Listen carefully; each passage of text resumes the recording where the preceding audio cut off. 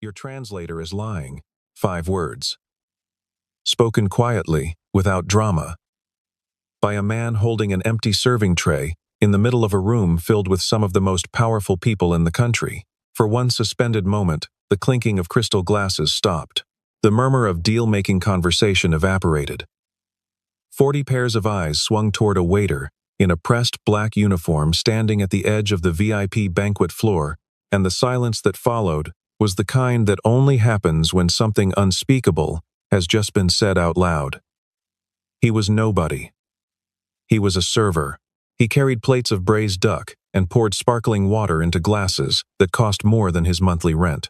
Nobody in that room had looked at his face all evening, but in that single sentence, Ethan Cole had just made himself impossible to ignore, and what came next would change every life in that room, including his own.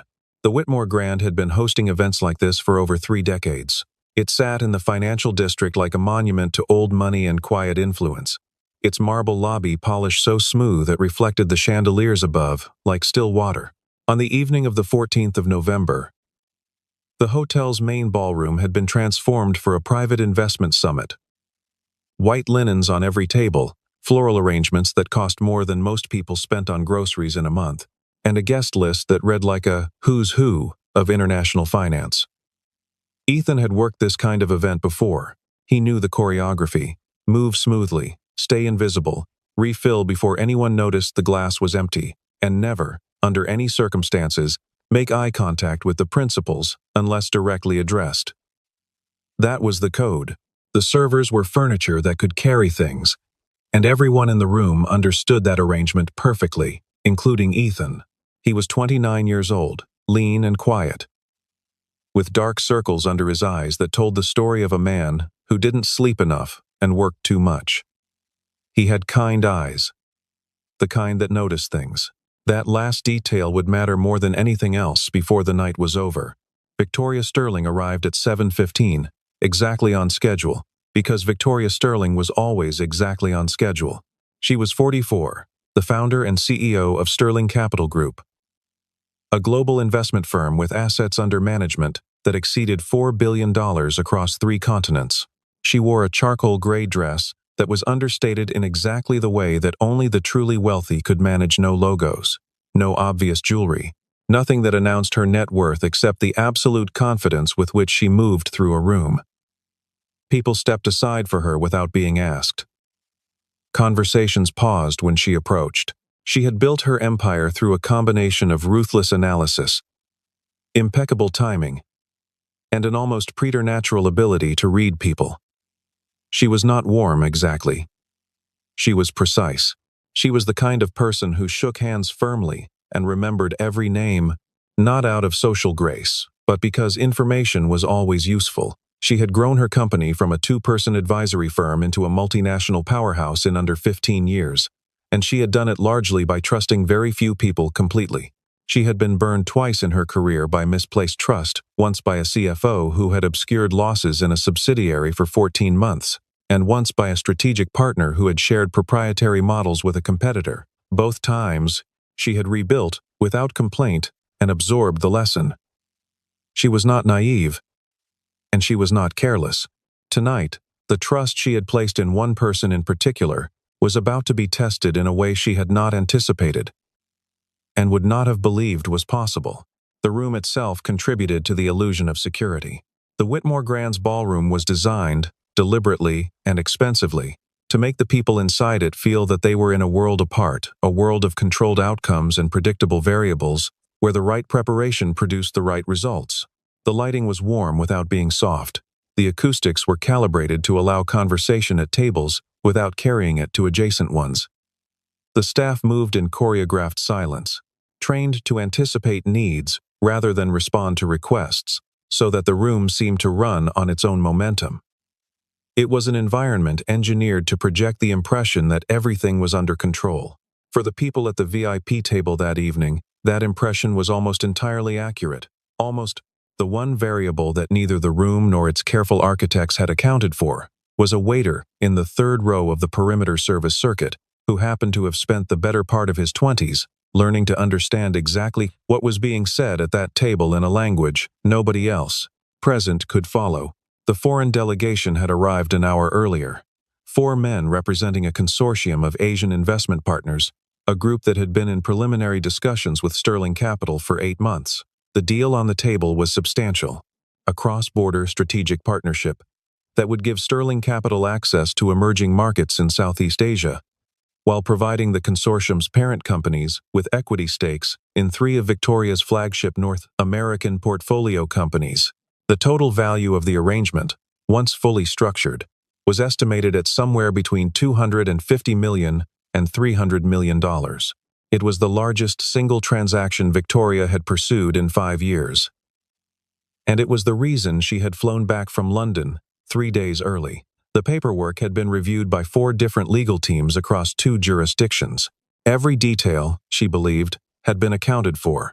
The only variable left was the final verbal confirmation of terms before the signing ceremony, scheduled for 9 o'clock. Lucas Brennan stood at Victoria's right shoulder, as he always did at international events. He was 36, impeccably dressed, with the kind of groomed, pleasant face that inspired confidence without demanding attention. He had been Victoria's personal interpreter for 3 years, specializing in Mandarin and 2 regional dialects that were relevant to the consortium's representatives. He had an impressive academic background, spoke 4 languages by his own account, and had navigated dozens of high-stakes negotiations without incident. Victoria trusted him implicitly. She had never had a reason not to. He was efficient, professional, and had a gift for making complex linguistic exchanges feel seamless, a quality that was genuinely rare and genuinely valuable in the kind of international deal-making Victoria's firm depended on. She had recommended him to 2 colleagues. She had given him a significant bonus the previous December. He was, as far as she was concerned, one of the most reliable members of her extended professional circle. Ethan, carrying a tray of appetizers along the perimeter of the VIP section, passed within 15 feet of the main negotiating table at 7:42. He wasn't trying to listen. He was doing his job, but his ears were tuned, out of old habit, to the cadence of the language the foreign delegates were speaking among themselves, and something he overheard, a phrase exchanged between 2 of the consortium representatives, while Lucas was translating a separate point to Victoria, caught his attention. The way a wrong note catches a musician's ear, he nearly stopped walking. He made himself keep going. He told himself he had misheard. He told himself it was none of his business. He told himself a lot of things in the next 20 minutes, and none of them held. The ballroom hummed with the energy of a deal close to closing. Waitstaff moved in practiced silence between the tables of secondary guests, fund managers, legal advisors, publicists, financial journalists who had been invited to witness the announcement portion of the evening. Ethan returned to the service corridor, set down his tray, and stood for a moment with his back against the wall. He pressed his palms flat against the cool plaster and breathed slowly. What he had heard was not ambiguous. That was the problem. He had spent 4 years studying the language formally, and another 3 working in an environment where he used it daily. His fluency was not perfect, but it was more than sufficient to catch what he had caught.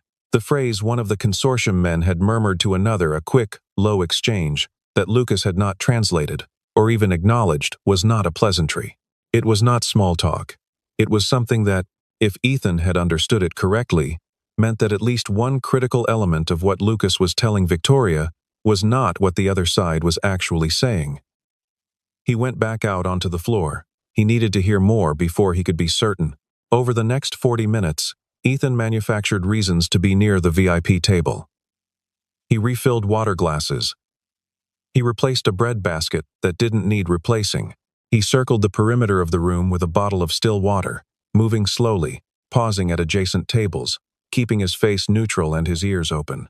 The more he heard, the colder the feeling in his stomach became. Lucas was not making random translation errors. The deviations were consistent, deliberate, and directional. Whenever the consortium representatives discussed the governance structure of the proposed partnership, specifically the provisions relating to board representation and veto rights, the version that Lucas delivered to Victoria was noticeably different from what was actually being said. The foreign delegation was not proposing equal partnership terms. They were describing an arrangement that would, in practice, transfer significant decision-making authority from Victoria to their side of the table, and Lucas was rendering this as something much more benign, much more balanced, much more acceptable to a woman who prided herself on never accepting a deal that wasn't fair. At one point, a senior member of the delegation said something that Ethan translated in his own head with disturbing clarity. "The American woman doesn't understand what she's agreeing to." Lucas translated the same sentence to Victoria as a compliment about her firm's reputation in the region. Ethan set down his water bottle on a side table and stared at the floor for a moment. He had heard enough. He had more than enough. The question was what to do with it. There is a particular kind of internal negotiation that happens when an ordinary person finds themselves holding extraordinary information. It is not simple. It is not heroic.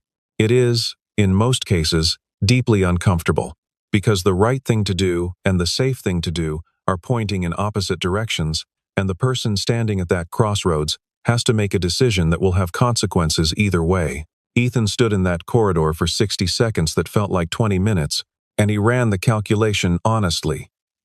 He was a hotel waiter. He had no credentials, no authority, no standing in that room beyond his ability to carry things. If he spoke up and was wrong, or even if he was right but couldn't prove it, he would lose his job tonight. The Whitmore Grand did not employ people who disrupted VIP events. His manager, a precise, humorless man named Conrad, had made that abundantly clear during orientation. Beyond the job, there was the practical question of being believed. A man in a waiter's uniform accusing a credentialed professional interpreter of deliberate mistranslation in the middle of a $300 million negotiation was not, on its face, a credible scenario. He knew that. He knew exactly how it would look, and how it would be received. And he had no illusions about the way the room would react. None of that changed what he had heard. And none of it changed what would happen to Victoria Sterling if nobody said anything. Ethan's background was not a secret, exactly. It was simply irrelevant to anyone who had ever hired him as a server. He had studied East Asian languages at university on a partial academic scholarship, graduating with honors at 22. He had gone on to work as a junior analyst at an international trade consulting firm, where his language skills made him genuinely valuable, and where he had been, by all internal assessments, on a trajectory toward a career that had nothing to do with catering. He had been good at that work, not brilliant in the way that generates headlines, but reliable, precise, and genuinely curious about the cultures embedded in the languages he used, a quality his early supervisors had noted as unusual and worth developing. He had traveled twice on behalf of the firm to conduct on-site assessments of prospective trade partnerships, and both trips had gone well. He was, in the quiet language of performance reviews, a consistent and significant asset to cross-border operations. He had been 25 years old and on the verge of a promotion when everything had changed. Then his wife had gotten sick. The illness came quickly, the way those things sometimes do, and the treatment was expensive, and the months that followed were a blur of hospital rooms and insurance calls and borrowed money and the kind of exhaustion that doesn't go away even when you sleep. His wife survived. That was the part that mattered most, and the part Ethan had never been anything but grateful for. But the career had not survived with her. By the time she was in remission and they had rebuilt enough stability to breathe again, Ethan had been out of his professional field for over 2 years, and his daughter was 3 years old, and the practical reality of their finances meant that the most immediate priority was a job that paid steadily and immediately, not one that required re-entry into a competitive specialized field. So he had taken the serving job as a temporary measure. That was 18 months ago. The temporary measure had not yet found its exit. He was good at the work, efficient, observant, invisible in the way the job required, and it paid the rent. And he told himself he would figure out the rest eventually. He had not yet figured out the rest. His former colleagues had moved on and upward, and the distance between where he was and where he might have been had grown to the point where he had mostly stopped measuring it. But tonight, standing in the corridor of the Whitmore Grand, with the sound of deliberate mistranslation still echoing in his memory, the particular combination of skills he had spent years acquiring had aligned with a specific moment in a way that felt less like coincidence and more like a question being asked of him directly. What are you going to do with what you know? He went back out onto the floor and tried the professional route first, because he was a reasonable person, and he understood that institutions have structures. He approached a senior colleague near the service station and asked quietly how one would go about getting a message to a VIP guest without going through the official event coordinator. His colleague looked at him with the expression of someone who had just been asked a very strange question by someone who should know better. "You don't," his colleague said. "That's not how this works." Ethan nodded and walked away. He considered going to Conrad directly, then dismissed it. Conrad's entire professional identity was built around events running smoothly. And smoothly meant, above all, that the waitstaff did not make contact with VIP principals unless invited. Conrad would not help him. Conrad would, in fact, actively prevent him. Ethan moved back toward the VIP section and looked for a gap in the perimeter a moment when the security team was distracted, when Victoria's attention was not entirely absorbed by Lucas and the delegation, and he was still looking for that gap when Lucas looked up and saw him. Their eyes met across the room. Lucas's expression didn't change, but something in it sharpened. After a pause of perhaps 3 seconds, Lucas excused himself from the table and walked over to Ethan with the careful, unhurried movement of someone who was not, despite appearances, unhurried at all. "You've been hovering around this section for the past half hour," Lucas said, his voice low and pleasant, pitched so that no one else could hear. "I've noticed. Management will notice too, if you're not careful." Ethan looked at him steadily. "I'm doing my job. Your job," Lucas said, "is on the other side of the room. This section has a dedicated team, and you're not on it. If you're having trouble finding tasks, I'm happy to mention it to your supervisor." It was a perfectly calibrated warning. Polite enough to be deniable. Clear enough to be unmistakable. Lucas held Ethan's gaze for a beat longer, then turned and walked back to the table with the same unhurried ease. Ethan watched him go. He had been told, plainly and professionally, to stay away. He understood what would happen if he ignored that instruction. He ignored it anyway. He was intercepted before he got within 10 feet of the main table. One of the 2 security team members assigned to the VIP section stepped smoothly into his path, and then Conrad materialized from somewhere behind him with the specific expression of a man who has just identified a problem he intends to eliminate immediately. The conversation was brief. Ethan attempted to explain. Conrad's face remained impassive through the explanation. And when Ethan finished, Conrad told him, in a quiet voice, that he had 2 choices: return to his assigned station or collect his things from the staff room. He was not interested in what Ethan had heard, or thought he had heard, or believed he understood. He was interested in the event proceeding without incident. Ethan was one of the better servers on the team, Conrad added, almost as an afterthought. And it would be a shame to end the evening this way. Then the security team member took Ethan's arm, gently but with the unmistakable intention of guiding him away from the VIP section toward the exit corridor. Ethan let himself be moved.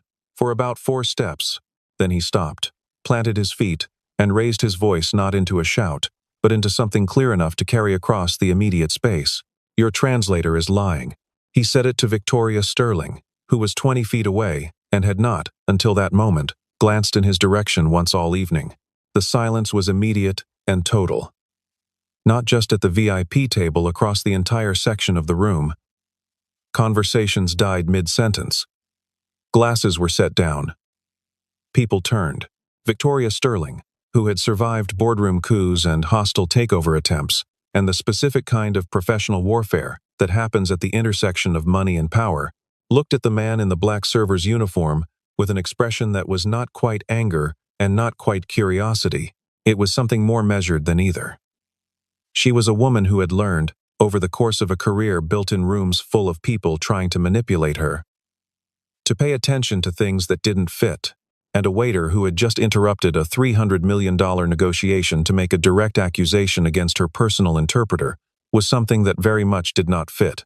"Explain yourself," she said. It was not an invitation, it was a command. And the way she said it, calm, flat, entirely without performance, told Ethan that she was not dismissing him out of hand. Not yet. That was all the opening he needed. The room was watching.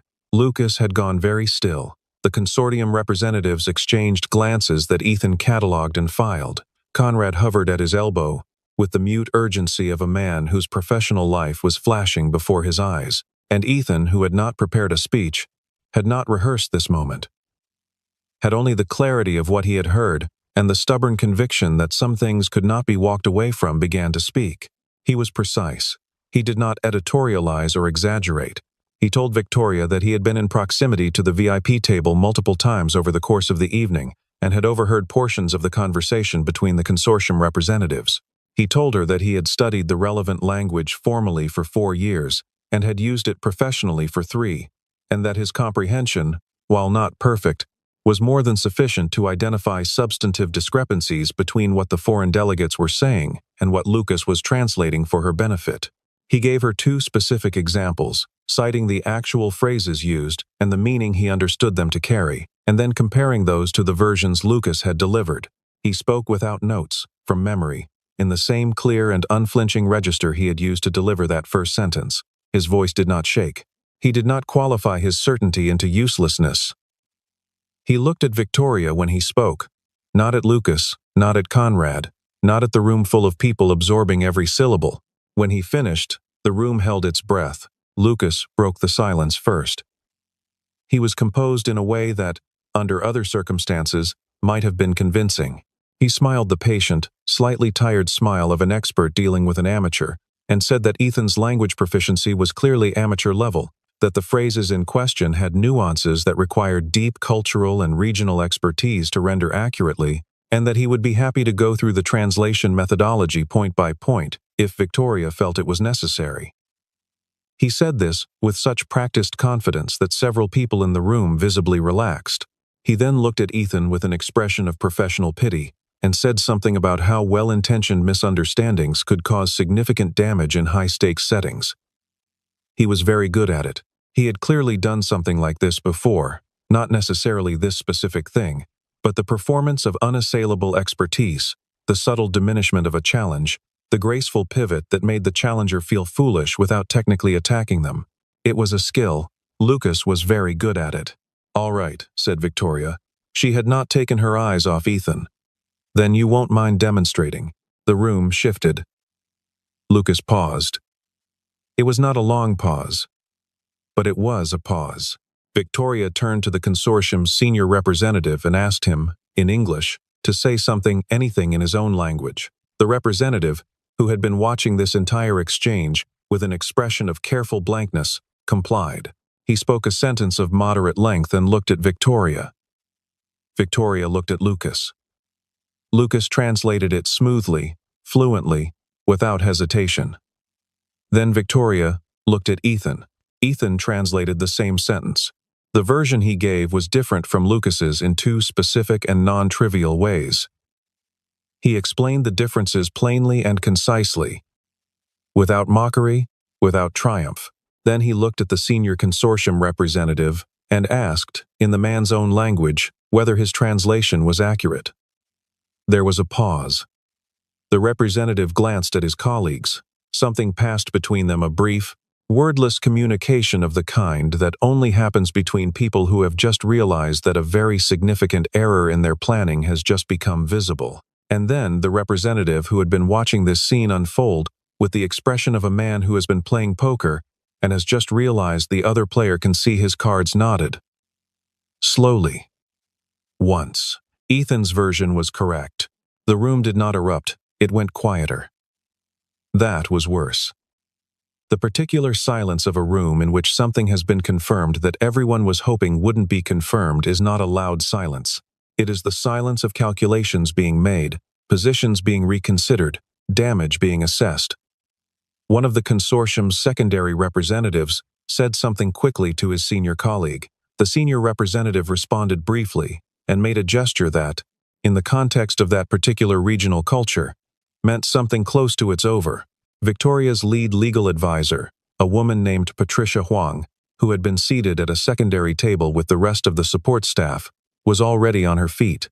She had a tablet in her hand and was pulling up documents with the focused intensity of someone who has just identified both a crisis and a window to address it. Lucas did not run. He did not make a scene. He stood his ground with remarkable composure and insisted that the entire thing was a misunderstanding, that the differing translations reflected legitimate interpretive choices, that the nuances were being stripped out by a well-meaning amateur who lacked the contextual expertise to understand why certain phrasings were rendered the way they were. He was still making that argument when Patricia arrived at the table and began cross-referencing the verbal agreements Lucas had translated over the course of the evening against the written draft terms that the consortium's team had submitted in the original foreign language version. The comparison took 11 minutes. Those 11 minutes were among the most charged Ethan had ever experienced in any room, including several hospital waiting rooms. He stood slightly apart from the action, his serving tray still in his hand, while around him, the entire machinery of a major international business deal quietly reversed direction. The first discrepancy Patricia identified was in the governance provisions, exactly where Ethan had flagged it. The draft terms submitted by the consortium gave Victoria's side a veto over major structural decisions affecting the partnership. What Lucas had been communicating to Victoria in the verbal negotiation was that both sides would share equal veto authority, a fundamentally different arrangement that, in the specific deal structure they were discussing, would give the consortium the ability to block decisions unilaterally while appearing to maintain balance. The second discrepancy was in the equity transfer timeline. The draft gave Victoria's firm a 12-month lock-in before the consortium could exercise any conversion rights. Lucas had been describing this period as a standard procedural step rather than a protective provision, a characterization that, had Victoria signed on that basis, might have undermined her ability to invoke the protection later if the relationship soured. The third discrepancy was the most significant. It concerned what the consortium representatives had actually said, among themselves, about their intentions for two of the portfolio companies Victoria was offering equity stakes in. They had used language that described those companies not as strategic partners, but as acquisition targets entities they intended to fold into their own structure within 18 to 24 months of the deal completion. Lucas had translated none of this. It had been private conversation between delegation members, held in the assumption that no one on Victoria's side could understand it. The assumption had been correct, right up until it wasn't. Patricia set down her tablet. She looked at Victoria across the table, with the expression of a lawyer who has just pulled a grenade out of a flower arrangement. Victoria looked at her for a moment without speaking. Then she looked at Lucas. Lucas was still standing, still composed, but the composure had changed texture. It had gone from assured to effortful. There was a quality to his stillness now that was less like confidence and more like a man trying not to move, because movement might cause something fragile to break. Victoria's head of security had already quietly alerted 2 additional team members. They were positioned, with no visible drama, near the exits. The consortium's senior representative was speaking quietly and intently to his team. The body language was no longer that of men close to a successful deal. It was the body language of men deciding what their next move should be, and none of the available options were good.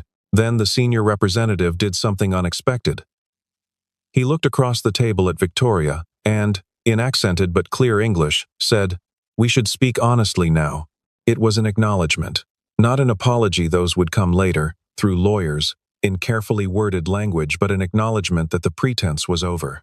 He confirmed, in the next several minutes, that Lucas had been retained separately by a member of their consortium's parent group. He said this with the careful phrasing of a man who wanted to draw a distinction between himself and whoever had made that arrangement, though whether that distinction was genuine or strategic was a question for another time.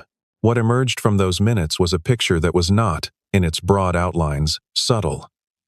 Lucas had been approached, offered a payment that Ethan later heard described as several $100,000, and asked to manage the verbal communication in the negotiation in a way that would predispose Victoria toward terms that actually favored the consortium significantly more than they appeared to. The written documents had been carefully constructed to be legitimate enough to survive scrutiny, real terms, and real provisions, but the verbal framing that Lucas controlled had been designed to shape how Victoria understood and experienced those terms, and in a deal of this complexity and pace, that framing mattered enormously. The strategy relied on speed, on Victoria's trust in Lucas, and on the reasonable assumption that no one in the room spoke the relevant language well enough to catch the divergence. The reasonable assumption had overlooked one server with a tray of sparkling water and 4 years of formal language training. Lucas was escorted from the building at 8:47, with minimal commotion and no raised voices. The consortium representatives requested a recess and retreated to an anteroom with their own legal counsel. Victoria sat at the cleared table with Patricia on one side and her chief of staff on the other, and for a long moment she looked at the empty space where the signing documents had been laid out, and she said nothing. Ethan had retreated to the edge of the room. He had retrieved his tray somewhere in the chaos and was holding it again, not because he had any use for it, but because it was familiar. Around him, the event had not so much ended as disassembled guests drifting toward the exits or toward their phones. The hum of urgent private conversation replacing the earlier mood of celebration. Conrad had appeared briefly at Ethan's elbow, looked at him with an expression of profound professional bewilderment, and then disappeared again without saying anything. The people who had watched security drag Ethan toward the exit corridor 40 minutes ago were now looking at him with entirely different expressions, and none of them appeared to know quite what to do with what they were feeling. Victoria Sterling crossed the room to where Ethan was standing. She moved without ceremony, the way she did everything. And she stopped in front of him and looked at him directly in the way she had not, until that evening, ever looked at a member of the serving staff. "Who are you?" she said. Actually, it was not a hostile question. It was a genuine one, asked by a woman who had just discovered that the map she thought she had of the room was missing a very significant landmark. Ethan met her gaze. He was tired. The adrenaline of the last hour was beginning to drain, leaving behind the familiar fatigue of a man who had been on his feet since 2 in the afternoon. He thought about how to answer the question, and then he answered it honestly. He told her his name. He told her what he had studied, and where, and why he had been good at it. He told her, without excessive detail, what had happened to redirect his life away from that path: the illness, the bills, the priority of stability over ambition for the past 18 months. He told her that he was not looking for anything from her, and that he had not acted that evening with any expectation of reward or recognition. He had acted because he had been in the room, and he had heard what he heard, and he had found, at the moment of decision, that he was constitutionally incapable of pretending otherwise. He said all of this in a straightforward way, without performance, and then he stopped talking. Victoria listened to all of it. When he finished, she was quiet for a moment, the specific quiet of someone processing information rather than formulating a polite response. She looked at him the way she looked at balance sheets, not to find what she wanted to see, but to understand what was actually there. Then she said, "Your judgment tonight cost you your job, and saved me something I would not have recovered from easily." She paused. "That's the kind of judgment I pay a great deal of money for, and almost never actually find." Ethan didn't respond immediately. "I'm not offering you charity," she said, reading something in his silence. "I'm offering you a position, international advisory, language and cultural analysis, with a focus on cross-border deal integrity. The role exists because tonight has shown me it needed to exist." The salary, as she named a number that was, in the quiet understatement of the way she said it, substantially more than Ethan had made in the previous 3 years combined. "I expect you to think about it and give me an informed answer. I don't want a decision made in the heat of an evening." She handed him a business card, plain, cream-colored, with only her name and a direct number. Then she walked back toward her legal team and the conversation she was not finished having with the consortium's representatives, and the considerable work of restructuring what remained of the evening's agenda. Ethan looked at the card for a moment. Then he put it in his breast pocket, next to his heart, not for any symbolic reason, but because it was the only pocket in his uniform that closed securely. He stood there for another minute, alone in the way that people are alone in crowded rooms, and he thought about his daughter, who was 3 years old and currently being watched by his neighbor Mrs. Garvey, and who he would be home to see before midnight if the bus ran on time. He thought about the months ahead, and the months behind, and the particular sensation of a door swinging open in a wall you had stopped expecting to have doors in it. He was still standing there when one of the other servers, a young woman named Kayla who had been working alongside him for 6 months, and had watched the entire evening unfold from the service corridor, came over and stood beside him. She didn't say anything for a moment. Then she said, "That was the craziest thing I've ever seen at an event." She said it with frank admiration, the kind that doesn't need to be qualified. Ethan looked at her, and then looked at the room, the chandeliers, the white linens, the dispersing crowd of financiers and legal advisors, the quiet corner where Victoria's team was already rebuilding the framework of a negotiation that would now be conducted on honest terms, and he allowed himself a small, tired smile. "Yeah," he said. It was something. 3 days later, Ethan called the number on the card. The conversation was brief and professional. Victoria did not ask whether he had thought it over, because she had assumed he had correctly, and she did not ask whether he was sure, because she was a person who asked people directly for their decision rather than their confidence level. He told her he would take the position. She told him to come in Monday morning. And then she said one more thing before hanging up. She said that she had consulted with Patricia about the legal dimensions of what had happened, and that the consortium's parent group was already facing inquiries from multiple directions as a result of the evening's disclosures. She said this not as reassurance, but as information. Ethan appreciated the distinction. Then she said good night, and the call ended. And he sat in his small kitchen, with the phone in his hand, and the quiet of the apartment around him, and he thought about first days and second chances, and the strange, non-linear way that a life could redraw itself without warning. The weeks that followed were not a fairy tale. They were a transition, which is less clean and more complicated, and considerably more real. Ethan had to manage the gap between his last paycheck from the Whitmore Grand and his first paycheck from Sterling Capital. He had to find appropriate work clothes, because his wardrobe was built for a different version of his professional life. He had to relearn, and in some cases simply learn for the first time, the particular rhythms and expectations of working at the level of a company like Victoria's. The pace was different from anything he had experienced before, faster in some ways than the consulting work he had done earlier, but also more patient in specific areas, because at this scale, the cost of errors was large enough to justify deliberation. He sat in on meetings that would have been closed to him in any earlier chapter of his career, listening to the kind of high-level strategic conversation he had only ever been adjacent to, and he made himself useful not by trying to contribute at a level he hadn't yet earned, but by doing with meticulous care exactly what he had been hired to do. He made mistakes in those first weeks, not catastrophic ones, but the ordinary mistakes of a person navigating genuinely unfamiliar terrain. He stayed later than he needed to, asked more questions than felt comfortable, and spent the first month quietly terrified that each morning would bring the discovery that it had all been a misunderstanding, and someone would ask him to return to where he came from. That didn't happen. What happened instead was that his value made itself visible in the ordinary course of his work.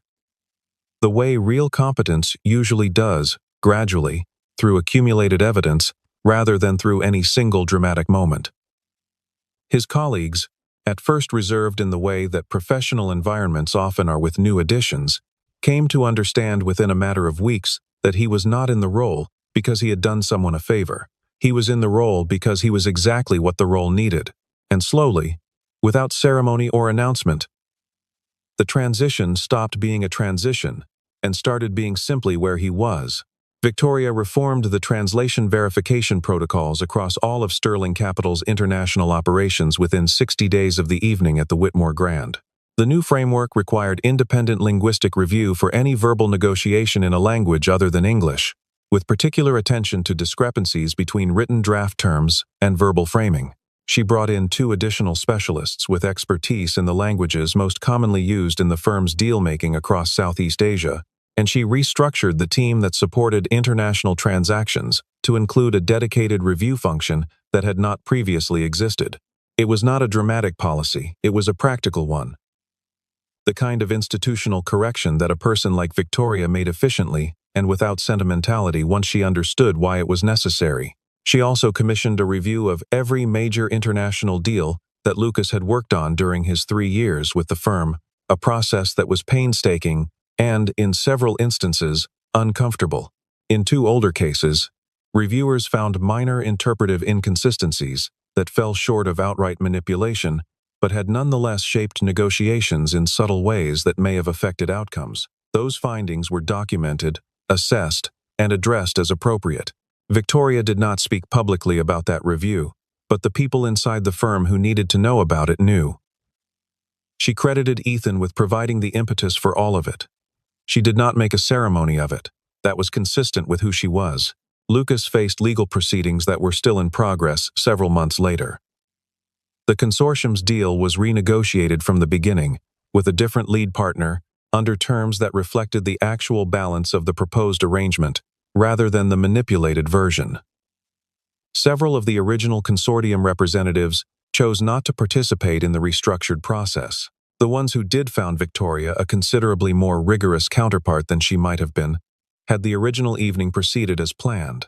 The final deal that emerged from those new negotiations was smaller in headline value but structurally sounder. And Victoria said, in a later conversation with Patricia, that she preferred it that way. At the company's year-end conference, a formal gathering of Sterling Capital's senior staff and advisory team, held in a hotel that was, in an irony that nobody quite missed, very similar to the Whitmore Grand Victoria, stood at the podium in the main conference room and gave an address that was largely about the firm's strategic direction for the coming year. Toward the end, she paused, and she said something that was not in her prepared remarks, because Victoria Sterling almost never deviated from her prepared remarks, and the fact that she was doing so now gave it a particular weight. She said that the previous year had included a moment that had materially altered the firm's understanding of its own vulnerabilities, and that the response to that moment had required a specific combination of knowledge, character, and personal courage. She said that the person who had provided all three of those things in the space of one evening was not a director, not a lawyer, not a senior advisor, and had not been, at the time, any kind of professional colleague. She said that the person who had saved the company from a serious and potentially irreversible mistake was someone that everyone in that room, including her, had walked past without a second glance, and that this fact said something important, not only about that evening, but about the assumptions all of them carried into every room they entered about who, in any given space, was worth paying attention to. Ethan was in the third row. He was wearing a suit that fit properly, now dark navy, nothing remarkable, and his badge read, Advisory Specialist, International Operations, which was still not a title that described what he actually did but was the closest available approximation. When Victoria finished speaking, the room came to its feet, and the applause was the kind that comes from people who are clapping not because they are supposed to, but because something true has just been said in a room where true things are not always easy to say. Ethan stood with them and looked at his hands and felt the particular mix of gratitude and embarrassment and something else, something harder to name that comes when a story you have lived privately suddenly becomes visible, a room full of strangers. It was not entirely comfortable. He was not a person who sought this kind of attention, and he had not spent the months since that November evening building toward a moment like this one. He had spent those months doing his job. He had sat in review sessions and pre-deal briefings and post-negotiation debriefs, and he had done the thing he had always been able to do: listen carefully, translate accurately, notice when something didn't match, and he had done it without the weight of a uniform that people looked through rather than at. That had taken some adjustment. Not the absence of the uniform, but the presence of being seen. It was, he found, its own kind of pressure. It was also, he found, manageable. He thought about his daughter, who was now almost 2 years older than she had been, on the night he had stood in that ballroom corridor, and asked himself what kind of person he was going to be. She was in school now. She had learned to read 3 months ahead of the expected schedule, and she had recently developed an intense interest in dinosaurs that she pursued with the kind of single-minded focus that made Ethan suspect she had inherited something from both of her parents. He thought about the answer he had given, standing there alone, before he ever opened his mouth to anyone else. He had not chosen to be brave in any grand or calculated sense. He had simply found, in the moment, that walking away was not something he was able to do. And it turned out, sometimes, that was enough. That was more than enough. That was, in fact, everything. There is a kind of person that most rooms do not see clearly, not because they are invisible in any literal sense, but because the way a room is structured, who stands at the center, who holds the microphone, whose name appears on the program, teaches everyone in it to look in certain directions and not others. This is not cruelty, most of the time. It is habit. It is the accumulated weight of assumptions about where value lives and what it looks like when it walks in the door. Those assumptions are wrong with a regularity that should give everyone pause, and they are corrected, when they are corrected at all, usually in moments of crisis rather than in the ordinary course of things. The extraordinary is sometimes required to make visible what should always have been plain. A $300 million negotiation. A room full of powerful people, a server with a tray, and 4 years of language training and the stubborn, inconvenient conviction that some things cannot be walked away from. The outcome was not a miracle. It was the ordinary result of paying attention to the right things at the right time, and of refusing, when the moment came, to treat silence as the same thing as safety. Ethan Cole did not change the world on the night of the 14th of November. He changed a deal. He changed a company.